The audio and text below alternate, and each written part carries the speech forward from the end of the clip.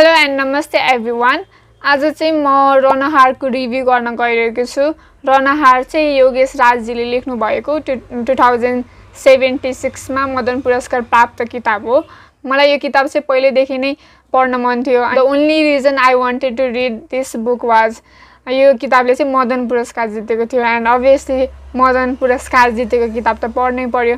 त्यही भएर पनि I was excited to read the book.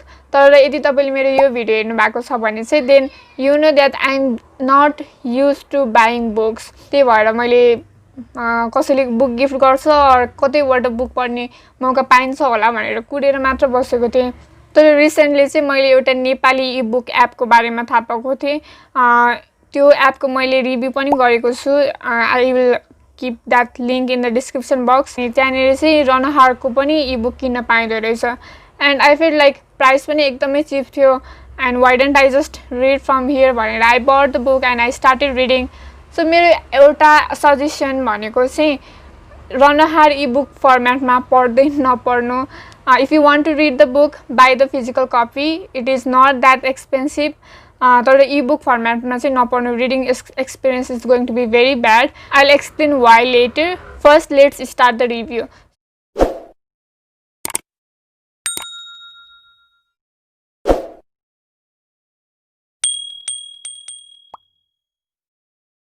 रणहार चाहिँ हिस्टोरिकल फिक्सन हो। नेपालीमा चाहिँ ऐतिहासिक आख्यान भनिन्छ।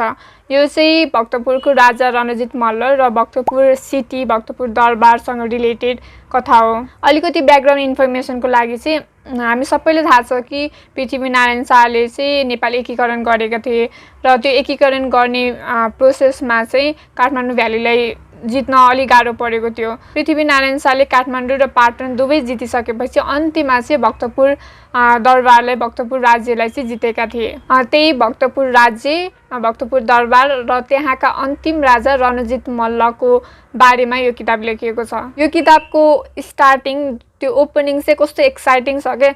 यो किताब सुरु हुँदा चाहिँ के भइरहेको हुन्छ भने गोर्खाली आर्मीहरू चाहिँ भक्तपुरमा अट्याक गरिरहेको हुन्छन् अनि रणजित मल्ल भक्तपुरको राजा र काठमाडौँ र पाटनको दुवै राजा गरेर 3 जना राजा सँगै हुन्छन् अनि उनीहरूलाई चाहिँ अब युद्ध हारिसक्यो भन्ने भान भइसकेको हुन्छ।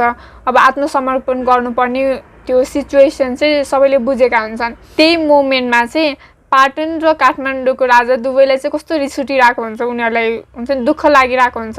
युद्ध हार्दाखेरि गोर्खाली सैनिकहरूले छल गरेको जस्तो फिल हुन्छ अनि उनीहरूले त्यो कारणले चाहिँ उनीहरूलाई हुन्छ नि राज्य त्यत्तिकै गयो भनेर चाहिँ उनीहरूलाई दुःख लागिरहेको हुन्छ, रिस उठिरहेको हुन्छ। तर भक्तपुरको राजा रणजित मल्ललाई चाहिँ he does not have any feeling toward the defeat of that war. हार्न त हारियो तर न उसलाई रिस उठिरहेछ न दुःख लागिरहेछ, खासै केही फिलिङ्सै छैन क्या उसको। त्यसपछि चाहिँ टाइम ल्याप्स हुन्छ अनि हामी फ्ल्यासब्याकमा जान्छौँ। फ्ल्यासब्याकमा गइसकेपछि चाहिँ एक्चुअल कथा स्टार्ट हुन्छ। रणजित मल्ल जन्मेदेखि हुर्केसम्म त्यो दरबारमा के घटनाहरू घट्छ, कति इभेन्ट्सहरू भइरहेको हुन्छ अनि उनको हुर्काइ बढाइ कसरी भयो, त्यहाँको परिवेश कस्तो थियो, त्यहाँका मान्छेहरू, त्यो सबै कुरा समेटिएको छ।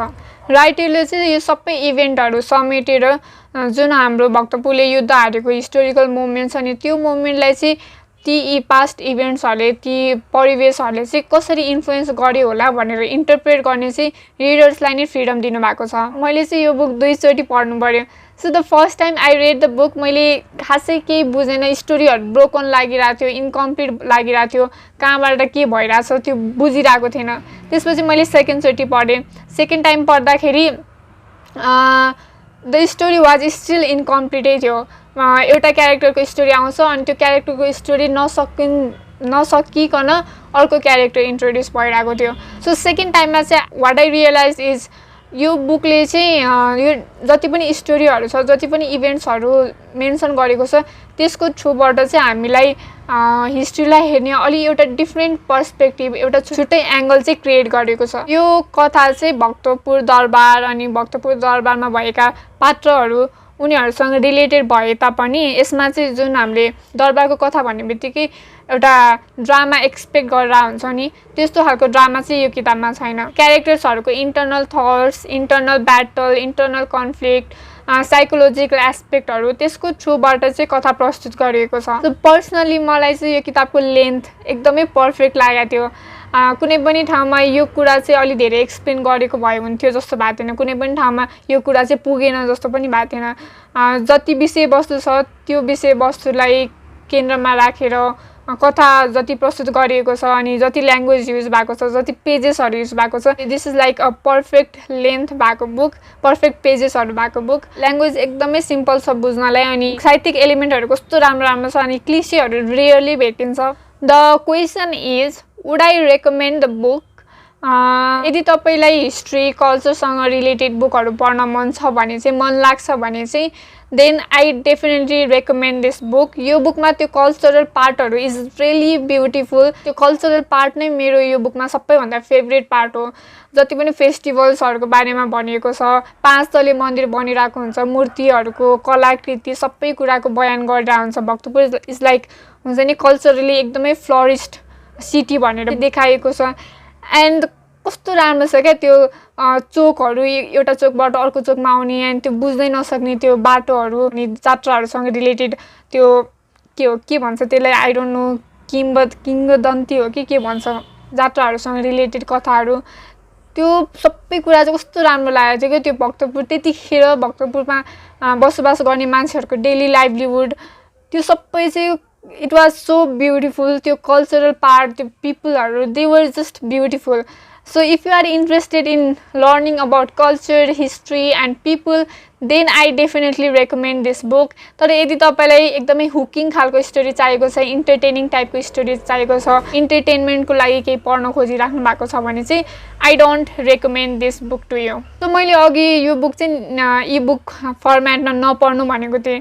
सो मैले किन त्यसो भनेको भन्दा चाहिँ मैले ई बुक किनेँ होइन, अनि मैले ई बुक पढ्न थालेँ। Since the book is about Newari culture, Newari history अनि नेवारी पिपलहरूको बारेमा छ नि त, त्यो कथामा चाहिँ नेवारी सेन्टेन्सेसहरू, नेवारी वर्ड्सहरू धेरै युज हुन्छ क्या। अनि त्यो ब्र्याकेटमा ट्रान्सलेसन पनि छैन नेपालीमा। अनि मैले बुक पढ्दाखेरि चाहिँ त्यो नेवारी वर्डहरू, सेन्टेन्सेसहरूको त्यो मिनिङै थाहा थिएन। मैले चाहिँ हाइलाइट मात्र गरेर राखिरहेको थिएँ अनि पछि कसैलाई सोध्छु भनेर सोचिरहेको थिएँ। अनि कस्तो नराम्रो लागिरहेको थियो क्या मलाई। त्यहाँनिर नेवारी ल्याङ्ग्वेजहरू छ अनि मैले त्यो बुझ्दिनँ अनि मैले त्यो कथा राम्रोसँग त्यो कारणले नै नबुझेको हो जस्तो लागिरहेको थियो होइन। अनि मैले जस्ट हाइलाइट गरेर पढि नै रहेको थिएँ अनि मैले किताब सकाएँ पढेर। अनि त्यो लास्ट च्याप्टर सकेपछि त्यो अर्को पेज थियो होइन, त्यहाँनिर चाहिँ सबै मिनिङहरू रहेछ क्या। त्यो नेवारी ल्याङ्ग्वेजको नेवारी वर्ड्सहरू युज भएको, त्यसको ठ्याक्कै ट्रान्सलेसन नेपालीमा पनि रहेछ। एन्ड लाइक कस्तो दुःख लाग्यो क्या त्यसपछि त। अनि the second time I read the book, त्यहाँनिर नेवारी ल्याङ्ग्वेज छ म बुझ्दिनँ। अनि मैले फेरि तल्ल गएर स्क्रोल गरेर अरू कि त च्याप्टरमा क्लिक गरेर फेरि त्यो मिनिङवाला सेक्सनमा गएर मिनिङ हेर्नुपर्छ अनि फेरि ब्याक टु मेरो त्यो च्याप्टरमा आउनुपर्छ। And it was really frustrating. त्यही भएर चाहिँ म यो इबुक फर्मेटमा नपढ्नु भनेर सजेस्ट गर्छु। The book is not that expensive, 290 अराउन्डमै छ यो बुकको प्राइस। अनि I think it is hard cover. So I recommend you to buy the physical copy instead of reading in e format. ओभरअलमा भन्नुपर्दाखेरि चाहिँ स्टोरी वाइज, प्लट वाइज हेर्ने हो भने चाहिँ मलाई स्टोरीहरू कस्तो इन्कम्प्लिट लागिरहेको थियो। तर the cultural part was the best thing. अनि धेरै कुरा चाहिँ इन्टरप्रेट गरेर रिडरले आफै इन्टरप्रेट गरेर बुझ्नुपर्ने हुन्छ, पढ्नुपर्ने हुन्छ। So that was the review of Ranhar. यदि तपाईँलाई कुनै पनि हिस्ट्री अर कल्चरसँग रिलेटेड बुकको बारेमा थाहा छ भने चाहिँ then please comment below, like the video, share about this channel with your friend. यदि तपाईँहरूलाई बुकसँग रिलेटेड अरू पनि भिडियोहरू हेर्न मन लाग्छ भने देन सब्सक्राइब गर्दाखेरि don't forget to press the bell icon. Thank you so much for watching. I will come up with next video. Until then bye bye and take care.